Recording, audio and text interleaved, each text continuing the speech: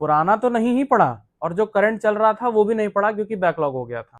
अब एक बच्चा कंफ्यूज कि मैं करूं तो करूं क्या, रात में पढ़ूं कि सुबह पढ़ूं। मेरा ना सिलेबस खत्म नहीं है, सिलेबस जब मेरा खत्म हो जाएगा तो मैं ये वाला टेस्ट दूंगा। फिर जब वो नींद ही त्याग देते हैं कि मैं तो जेई की प्रिपरेशन कर रहा हूं, अब मेरा पहला त्याग है नींद।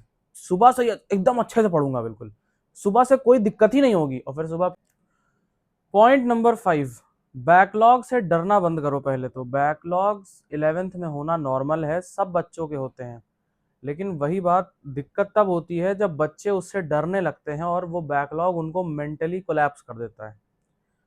बैकलॉग होना दिक्कत की बात नहीं है, बैकलॉग से डरना दिक्कत की बात है। फिर एंड में होता क्या है, क्लासेस खराब हो जाती हैं, करंट वाली जो चल रहा होता है करंट में वो भी नहीं पढ़ा क्योंकि बैकलॉग था।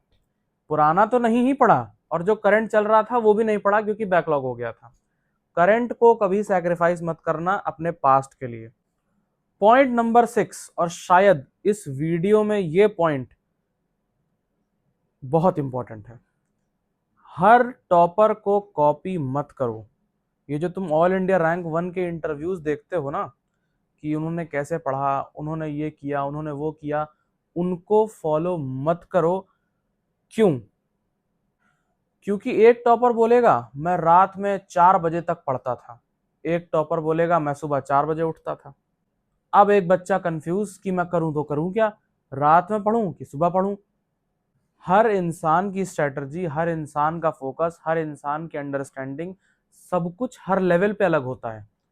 सबकी स्ट्रेटजीज फॉलो करने से कुछ नहीं होगा। एक्सपेरिमेंट करो, तुम्हारे लिए क्या वर्क करता है उस पे काम करो। सिर्फ वो टॉपर ने ये किया था मैं भी वही करूंगा, मेरा भी सिलेक्शन हो जाएगा, ऐसे नहीं होता है। वो उसके लिए वर्क कर गया, तुम्हारे लिए हो सकता है डिजास्टर साबित हो जाए। Point number 7, notes making. देखो, नोट्स रिवीजन के लिए होते हैं, कलरिंग के लिए नहीं होते हैं। तो ये जो लाल नीले पीले नोट्स बनाते हो ना, इसको बनाना बंद कर दो। मैक्सिमम एक पेन या दो पेन, दो पेन मैक्सिमम, इससे ज्यादा मत रखो। ब्लैक एंड ब्लू रख लो, नहीं सिर्फ ब्लू रखो। या तो ब्लैक एंड ब्लू अगर रखना चाह रहे हो, थोड़ा सा फॉर्मल रखना चाहते हो, ब्लैक एंड ब्लू रख लो।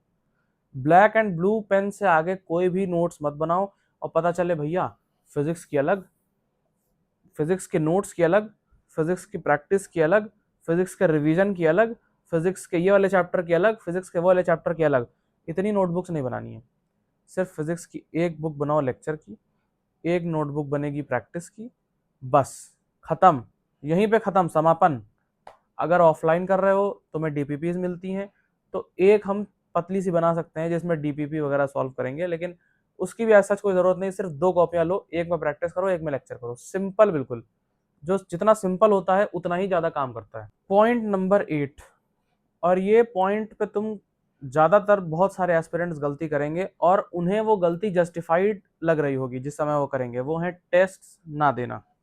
और उसके कुछ मुख्य कारण मैं बता देता हूं, वही उसी वजह से तुम टेस्ट नहीं दोगे। भैया टीचर देखेगा मेरे नंबर तो क्या बोलेगा, मेरे तो नंबर वैसे भी कमाने वाले, मेरा ना सिलेबस खत्म नहीं है, सिलेबस जब मेरा खत्म हो जाएगा तो मैं ये वाला टेस्ट दूंगा।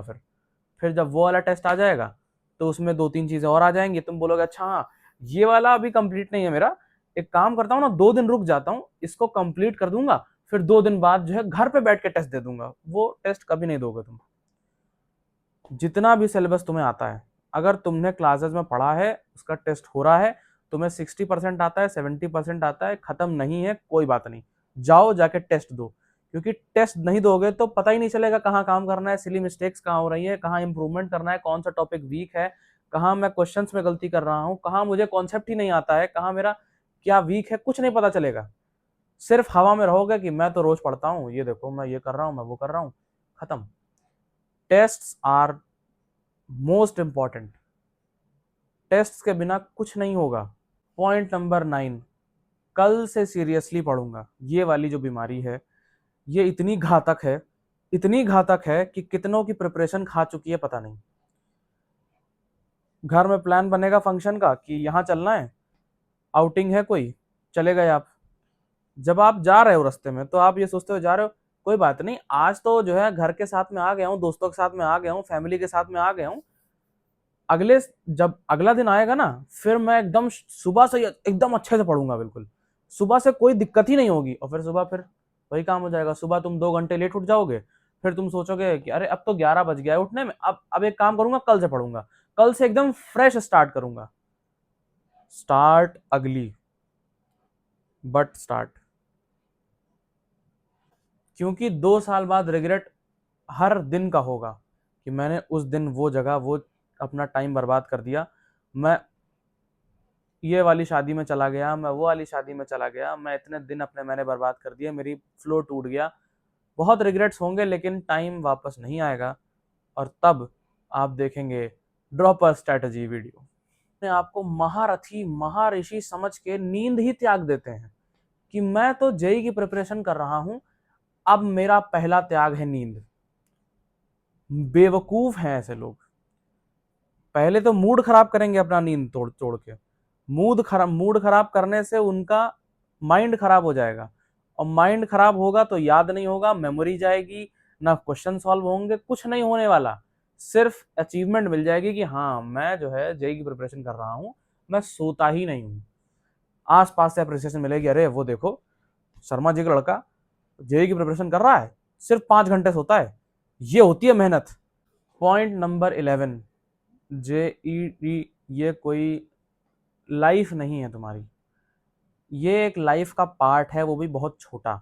तो सर पे मत उठाना बहुत कि मैं तो जेई अगर किया मैंने तो मैं जिंदगी में कामयाब, और अगर मैं नहीं कर पाया तो मुझसे तो बेकार आदमी पैदा नहीं हुआ आज तक। ऐसा नहीं है।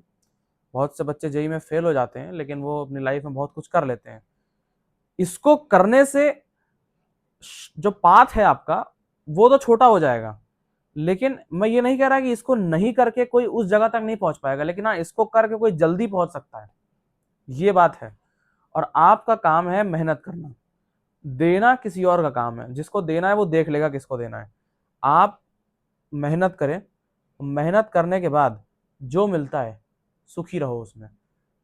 सेटिस्फाइड होना बहुत इंपॉर्टेंट होता है जिंदगी में। अगर आप नेक्स्ट चीज के लिए हमेशा उतावले रहोगे तो आप कभी सेटिस्फाइड नहीं हो पाओगे। हमेशा जिंदगी में आगे बढ़ते रहना चाहिए, लेकिन जो मिलता जा रहा है उसका शुक्र अदा करके सेटिस्फाइड हो जाना चाहिए। क्योंकि ये एक एग्जाम है, आपका फ्यूचर नहीं, फ्यूचर नहीं। प्रिपरेशन सस्टेनेबल होनी चाहिए। जेई एक मैराथन है, स्प्रिंट नहीं। और अगले 2 साल तुम मेरी बात मान लो, सिर्फ तुम कुछ चीजें कर लो, तुम्हारा आईआईटी में सिलेक्शन हो जाएगा। डेली रिवीजन, डेली 50 से 60 क्वेश्चंस, डेली जो लेक्चर्स हो रहे हैं वो, और रेगुलर टेस्ट्स, बस इतने आसान है। मैं बता रहा हूँ, डेली 16 घंटे छोड़ो, डेली तुम सिर्फ अगर 8-9 घंटे भी डेली पढ़ोगे ना, आईआईटी निकल जाएगा। क्लास इंक्लूड करके बता रहा हूँ, 8 घंटे, 4 घंटे की क्लास, 4 घंटे का सेल्फ स्टडी, बहुत कम टाइम है ये 8 घंटे, लेकिन ये भी आईआईटी पहुंचा देंगे तुम्हें अगर तुमने 2 साल कंसिस्टेंसी से कर दिया। और कोचिंग पे बात अगर आ ही गई है, तो तुमको अगर कंफ्यूजन है कि ऑनलाइन लें कि ऑफलाइन लें, तो मैंने अपने चैनल पे एक ऑनलाइन वर्सेस ऑफलाइन की वीडियो बना रखी है। उसमें मैंने डिटेल में समझाया है कि क्यों किसको नहीं लेना है और किसको लेना है। वो आप वीडियो जाके देख सकते हो, वैसे मैं डिस्क्रिप्शन में भी डाल दूंगा, पिंड कमेंट में भी होगी, देख लेना। और अगर जेन्युइनली किसी चैनल को देखना है तो स्नेहित मिश्रा करके एक चैनल है, उनको आप देख सकते हैं। काफ़ी सही बातें बोलते हैं जो मुझे बहुत ही ठीक लगती हैं। और बाकी लेक्चर आप जिनसे देखना चाहें, जो आपको अच्छे लगे टीचर, उनसे आप देख सकते हैं। अगर इस पर आपको वीडियो चाहिए तो मैं इस पर भी बना दूंगा, लेकिन सारे ही टीचर अच्छे हैं। वैसे बेस्ट तो यही रहेगा कि आप किसी ऑनलाइन कोचिंग का एक कंसिस्टेंट बैच ले लें, अलग अलग टीचर से पढ़ने की ज़रूरत नहीं, एक ही बैच में सारा कुछ पढ़ो। मॉड्यूल किसी का भी लगा सकते हो। मॉड्यूल्स के लिए मॉड्यूल्स करें कि पीवाई क्यों करें, मैंने इसके लिए भी वीडियो बना रखी है अपने चैनल पे, वो भी देख सकते हो जाके। डमी करें कि रेगुलर करें, इसके लिए भी मैंने वीडियो बना रखी है चैनल पे, वो भी देख सकते हो जाके। इन दी एंड इस कंटेंट के बाद तुम्हें और किसी कंटेंट की ज़रूरत नहीं है, मैंने जितना बताना था बता दिया है। अब इसके बाद तुम जितनी भी वीडियोस देखोगे वो तुम खुद को बस एक चारा दे रहे हो कि हाँ मैं तो देख रहा हूँ, मैं तो 11th की चीज़ें देख रहा हूँ, मैं तो देख रहा हूँ कि मुझसे कोई गलती ना हो जाए, फ्यूचर के लिए देख रहा हूँ। जितना मैंने बताया ना था बता दिया, अब इसके आगे ना पीछे कुछ नहीं बचा, सब बता दिया मैंने।